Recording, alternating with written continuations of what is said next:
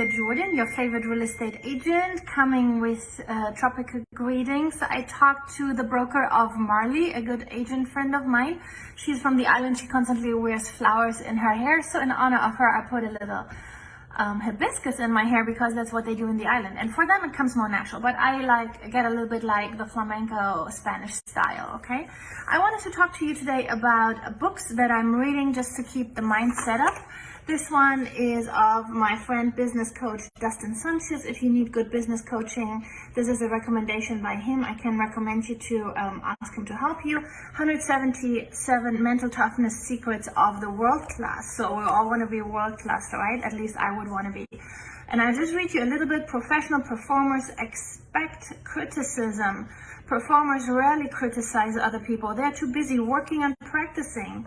Meanwhile, champions ignore the criticism and go back to work, while the Debbie Downers are still gossiping and talking about each other. Action step for today: your emotions.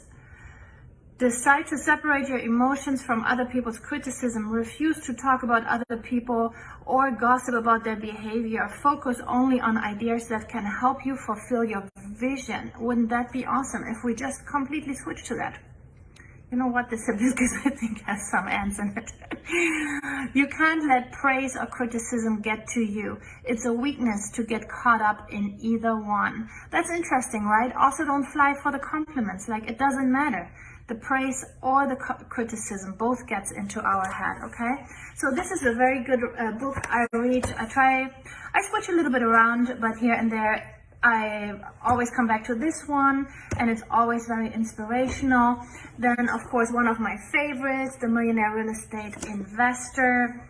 So good, and you only write a bestseller when it carries through the years, okay? If you don't write a bestseller for one reason, like now this shift in the market, no, that's not what he wrote it for. This book is an evergreen. It will always be valid. Then, of course, my Bible. I can always recommend you, always very inspirational and uplifting. Right now I'm in 1 Corinthians 13 about everything what love is. Also very interesting. Open your Bible, read it. And then the same thing in German. Almost the same material, honestly. And then this one has a funny story.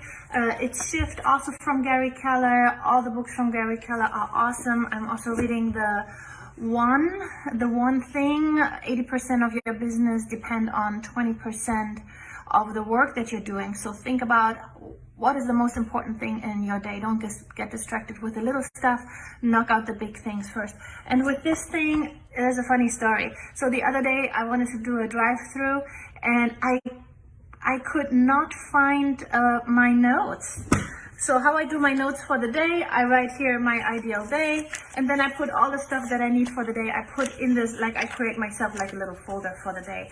And I obviously created that and had a meeting, and in traffic I was reading at the red light here my shift book, and it seems I put it in one of those pages, and as I was reading a different chapter as my homework from my business coach, I completely lost the paper. I was searching and searching basically for 2 days until I decided I will just redo it. Can't be that I just lost this paper, but I did.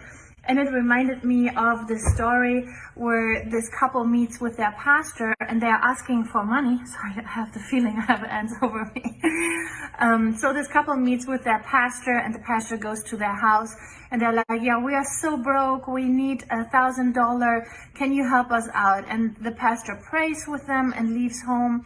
And the couple gets back to him like a month later, and they're like, we still haven't received the check. You said you would help us. And he said, oh yeah, I put it in the first page of your Bible.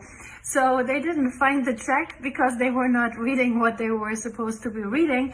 And I felt a little bit, I was laughing this morning when I saw my notes in the shift book.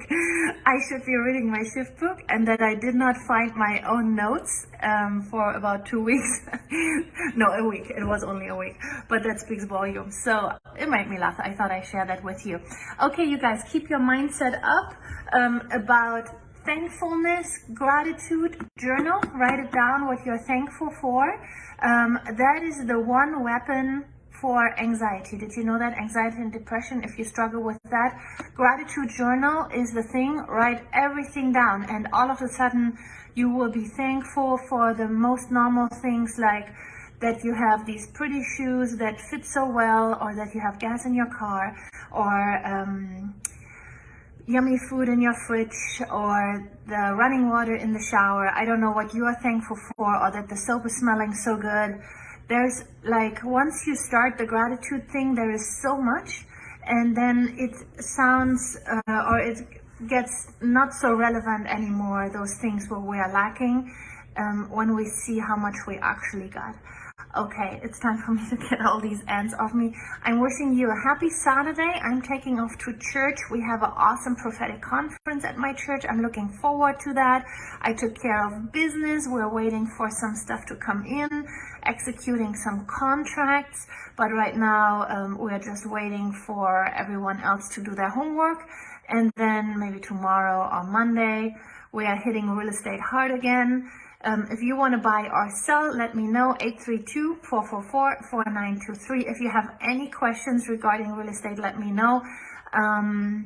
Yeah, tropical greetings. Your favorite real estate agent, Julia Jordan. Bye-bye.